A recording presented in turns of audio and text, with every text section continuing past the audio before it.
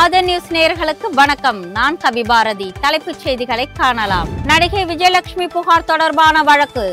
நாம் தமிழர் கட்சி ஒருங்கிணைப்பாளர் சீமான் மீதான போலீஸ் விசாரணைக்கு உச்சநீதிமன்றம் இடைக்கால தடை. ஆதாரமற்ற அவதூறு வழக்கில் நடிகையுடன் சமரசத்திற்கு வாய்ப்பில்லை. நடிகை விஜயலட்சுமி விவகாரத்தில் நாம் தமிழர் கட்சி ஒருங்கிணைப்பாளர் சீமான் திட்டவட்டம். கடந்த 10 ஆண்டு கால பாஜக ஆட்சியில் 3656 தமிழக மீனவர்கள் இலங்கையால் சிறைப்பிடிப்பு. தமிழக முதல்வர் ஸ்டாலின் குற்றச்சாட்டு.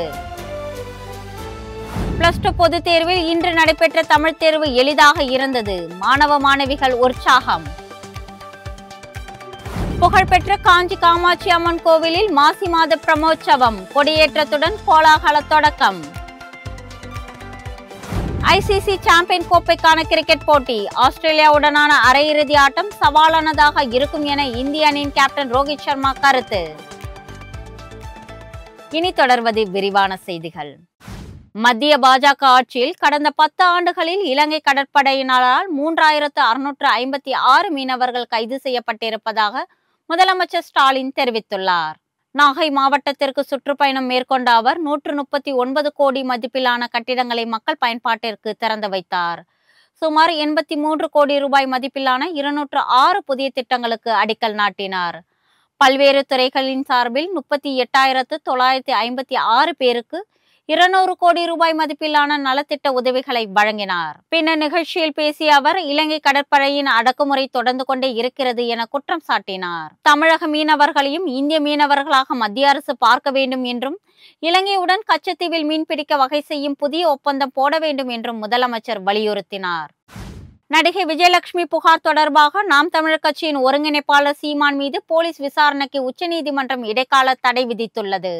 சீமான் மீதான வழக்கில் 12 வாரங்களில் விசாரணை நடத்தி அறிக்கை தாக்கல் செய்ய வேண்டும் என சென்னை உயர்நீதிமன்றம் காவல்துறைக்கு உத்தரவிட்டிருந்தது.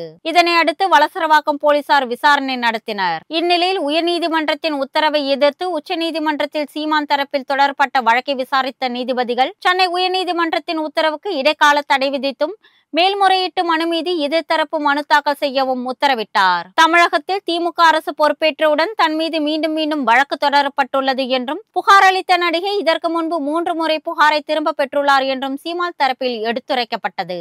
இதை கேட்ட உச்சநீதிமன்ற நீதிபதிகள் சீமான் விவகாரத்தில் இருதரப்பும் பேசி தீர்வு காண 2 மாதங்கள் அவகாசம் வழங்குவதாகவும் உடன்பாடு காணப்படுமா என்று பார்க்குமாறும் அறிவுறுத்தியுள்ளனர். வைகுண்டர் அவதார தினத்தில் மதுக்கடைகளை மூட வேண்டும் என தமிழக அரசுக்கு பாஜக மாநில தலைவர் அண்ணாமலை வலியுறுத்தியுள்ளார். இது குறித்து அவர் வெளியிட்டுள்ள எக்ஸ் தளப்பதிவில் சமூகத்தில் ஏற்றத்தாழ்வை நீங்கி சமத்துவமும் சமாதானமும் நிலவ வேண்டும் என்பதை போதித்த ஐயா வைகுண்டரின் 193வது அவதார தினம் நாளை கொண்டாடப்படுகிறது என குறிப்பிட்டுள்ளார். ஐயா வைகுண்டர் அவதார தினத்திற்காக ஏற்கனவே விடுமுறை அறிவிக்கப்பட்டுள்ள கன்னியாகுமரி, திருநெல்வேலி, தூத்துக்குடி, தென்காசி மாவட்டங்களுடன் ஐயா வைகுண்டரின் பக்தர்கள் அதிகம் உள்ள தென் மாவட்டங்களில் ஒன்றான விருதுநகர் மாவட்டத்திற்கும் உள்ளூர் விடுமுறை அளிக்கப்பட வேண்டும் என்று தமிழக அரசை அவர் கேட்டுக்கொண்டுள்ளார். மேலும் அன்பையும் ஆன்மீகத்தையும் வலியுறுத்திய ஐயா வைகுண்டர் அவதார தினத்தன்று மதுக்கடைகளை மூட வேண்டும் என்றும் தமிழக அரசுக்கு அண்ணாமலை கோரிக்கை விடுத்துள்ளார். அதிமுக பொதுச் செயலாளர் எடப்பாடி பழனிசாமி எதிரியாக அல்ல உதிரியாக தான் பார்க்கிறோம் என அமைச்சர் சேகர் பாபு விமர்சித்துள்ளார். சென்னை கொளத்தூர் பேப்பர் மில் சாலையில் உள்ள CMDA சார்பில் கட்டப்பட்டு வரும் புதிய வட்டாட்சியர் அலுவலகம், சார் பதிவாளர் அலுவலகம் உள்ளிட்டவற்றை அமைச்சர் சேகர் பாபு பார்வையிட்டு ஆய்வு செய்தார். பின்னர் செய்தியாளர்களுக்கு பேட்டி அளித்த அவர் ஏற்கனவே அழிந்து கொண்டிருக்கிற அதிமுகவை எடப்பாடி பழனிசாமி முழுமையாக ஒழித்து விட்டார் என விமர்சித்தார். எடப்பாடி பழனிசாமி தலைமையேற்ற பிறகு தமிழக மக்கள் அவருக்கு தேர்தலில் தொடர்ந்து தோல்விகளை பரிசாக கொடுத்து வருகிறார்கள் என்றும் அதே நேரம் திமுக தலைவர்களுக்கு வெற்றியை பரிசாக பொதுமக்கள் அளித்து வருகிறார்கள் என்றும் அமைச்சர் கூறினார். ஆகவே 2026 சட்டமன்ற தேர்தலில் 200 இடங்களை தாண்டி திமுக தலைமையில் உள்ள மதசார்பற்ற கூட்டணி வெற்றி பெறும் எனவும் அமைச்சர் சேகர் பாபு தெரிவித்தார்.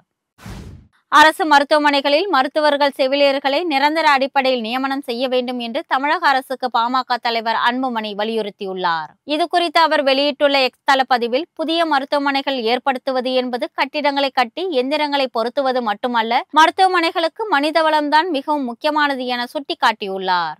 சாதனை செய்து விட்டதாக சொல்லிக் கொள்வதற்கு மருத்துவமனைகள் மட்டும் கட்டிவிட்டு அவற்றுக்கு பிற மருத்துவமனைகளிலிருந்து மருத்துவர்கள் இடமாற்றம் செய்தால் எந்த மருத்துவமனையிலும் மக்களுக்கு முறையான சேவை கிடைக்காது என்று அவர் கூறியுள்ளார். மருத்துவர்களை தற்காலிகமாகவோ ஒப்பந்த அடிப்படையிலோ நியமித்தால் பொறுப்புடைமை ஏற்படுத்த முடியாது என்று அன்புமணி குறிப்பிட்டுள்ளார். எனவே மருத்துவ பணியாளர்களை ஒப்பந்த அடிப்படையில் நியமிப்பது இல்லை என்று தமிழக அரசு கொள்கை முடிவு எடுக்க வேண்டும் என்றும் அன்புமணி வலியுறுத்தியுள்ளார். இலங்கை கடற்படையினரால் கைது செய்யப்பட்ட தமிழக மீனவர்களை மீட்க கோரி ராமேஸ்வரத்தில் மீனவர்கள் திருவோடு ஏந்தி பிச்சை எடுக்கும் போராட்டத்தில் ஈடுபட்டுள்ளனர். இலங்கை கடற்படையால் ராமேஸ்வரம் பகுதி மீனவர்கள் கைது செய்யப்படுவதும் அவர்களின் படகுகள் பறிமுதல் செய்யப்படுவதும் தொடர்கதையாகி வருகிறது. இலங்கை சிறையில் உள்ள மீனவர்களையும் மீன்பிடி படகுகளையும் விடுவிக்க வலியுறுத்தி ராமேஸ்வர மீனவர்கள் காலவரையற்ற வேலை நிறுத்த போராட்டத்தில் ஈடுபட்டுள்ளனர். தங்கச்சி மடத்தில் ஏற்கனவே உள்ளிருப்பு மற்றும் காத்திருப்பு போராட்டத்தில் ஈடுபட்டு வரும் மீனவர்கள் திருவோடு ஏந்தி பிச்சை எடுக்கும் நூதன போராட்டத்திலும் ஈடுபட்டனர். மத்திய அரசு நடவடிக்கை எடுக்காத பட்சத்தில் நாளை அடுத்த கட்ட போராட்டம் குறித்து முடிவு எடுக்கப்படும் எனவும் மீனவர்கள் தெரிவித்துள்ளனர். இன்று நடைபெற்ற +2 தமிழ் தேர்வு மிகவும் எளிமையாக இருந்ததாக மாணவ மாணவிகள் தெரிவித்தனர். +2 பொதுத் தேர்வின் முதல் நாளான இன்று மொழி பாடத்திற்கான தேர்வு நடைபெற்றது. தமிழ் பாடத்திற்கான தேர்வு எளிமையாக இருந்ததாகவும் அதே நேரம் ஒரு வரி பதிலுக்கான கேள்விகள் சற்று கடினமாக இருந்ததாகவும் தேர்வு எழுதிய மாணவ மாணவிகள் தெரிவித்தனர். இன்று தொடங்கிய +2 தேர்வுகள் வரும் 25ஆம் தேதி வரை நடைபெறும். ஆதாரமில்லாத அவதூறு வழக்கில் நடிகையுடன் சமரசம் பேச வாய்ப்பில்லை என்றும் அதற்கான தேவையும் இல்லை என்றும் நாம் தமிழர் கட்சியின் ஒருங்கிணைப்பாளர் சீமான் தெரிவித்துள்ளார். நடிகை விஜயலட்சுமி புகார் தொடர்பாக சீமான் மீதான போலீஸ் விசாரணைக்கு இடைக்கால தடை விதித்த உச்சநீதிமன்றம் இருதரப்பும் கலந்து பேசி உடன்பாடு காண வேண்டும் என்றும் அறிவுறுத்தியது. இந்த உத்தரவு குறித்து மதுரையில் செய்தியாளர்களிடம் பேசிய சீமான் இடைக்கால தடை உத்தரவை வரவேற்பதாகவும் 14 ஆண்டு காலமாக நீடித்து வரும் இந்த விவகாரத்தை சட்ட ரீதியாக எதிர்கொள்ள தயார் என்றும் கூறினார். தனது தாயாரை மட்டுமின்றி தனது குடும்ப பெண்களை அவர் திட்டும்போது தாங்கிக் கொண்டதாகவும் இதனை ஒரு முடிவுக்கு கொண்டு வர வேண்டும் என்பதற்காகவே வேறு வழியின்றி வழக்கு தொடர்ந்ததாகவும் சீமான் கூறினார். பொள்ளாச்சியில் பாலியல் வழக்கு, பள்ளி மாணவி மரணம் தொடர்பான வழக்கு போன்றவை குறித்தும் 20க்கும் மேற்பட்ட பாலியல் பிரச்சனைகள் குறித்தும் கம்யூனிஸ்ட் கட்சி பேசவில்லை என குற்றம் சாட்டிய சீமான் கம்யூனிஸ்ட் கட்சி தற்போது கார்ப்பரேட்டாக மாறிவிட்டது என்றும் விமர்சித்தார். அனைத்து கட்சி கூட்டத்தில் நாம் தமிழர் கட்சி பங்கேற்காது என்றும் சீமான் கூறினார். ராணிப்பேட்டை மாவட்டம் பானாவரம் என்ற பகுதியில் நடந்தேறிய ஆன்லைன் ஷாப்பிங் மோசடி சம்பவம் அதிர்ச்சியை ஏற்படுத்தியுள்ளது. 22,176 ரூபாய் மதிப்புள்ள மோட்டரோலா மொபைல் ஆர்டர் செய்த வாடிக்கையாளருக்கு 120 ரூபாய் மதிப்புள்ள குளியல் சோப் வந்திருக்கிறது. பானாவரம் அஞ்சலக தெருவை சேர்ந்த யோகேஷ் என்பவர் 22,176 ரூபாய் செலுத்தி சமீபத்திய மோட்டரோலா மொபைலை பிளிப்கார்ட் மூலம் ஆர்டர் செய்தார். ஆனால் டெலிவரி செய்யப்பட்ட கொரியர் பார்சலை திறந்து பார்த்த பொழுது அதில் 120 ரூபாய் மதிப்புள்ள குளியல் சோப் இருந்ததை கண்டு அதிர்ச்சி அடைந்தார். மேலும் சம்பந்தப்பட்ட கொரியர் ஏஜென்சிக்கு இது குறித்து புகார் செய்தார். இந்த சம்பவம் ஆன்லைனில் பொருட்களை வாங்குவோர் மத்தியில் அதிர்ச்சியை ஏற்படுத்தியிருக்கிறது. காஞ்சிபுரத்தில் அமைந்திருக்கும் புகழ்பெற்ற காமாட்சி அம்மன் கோவிலில் மாசி மாத பிரம்மோற்சவம் கொடியேற்றத்துடன் தொடங்கியது. அதிகாலையில் நடைபெற்ற இந்த நிகழ்ச்சியில் ஏராளமான பக்தர்கள் பங்கேற்றனர். இந்த ஆண்டுக்கான விழா இன்று தொடங்கி 10 நாட்களுக்கு தொடர்ந்து நடைபெறும். காலை மாலை ஆகிய இரு வேளைகளிலும் பல்வேறு வாகனங்களில் காமாட்சி அம்மன் எழுந்தருளி 4 ரத வீதிகள் வழியாக வலம் வந்து பக்தர்களுக்கு காட்சியளிப்பார். காஞ்சி காமாட்சி அம்மன் கோவிலில் மாசி மாத பிரம்மோற்சவம் ஆண்டுதோறும் நடைபெறும் முக்கிய விழாவாகும்.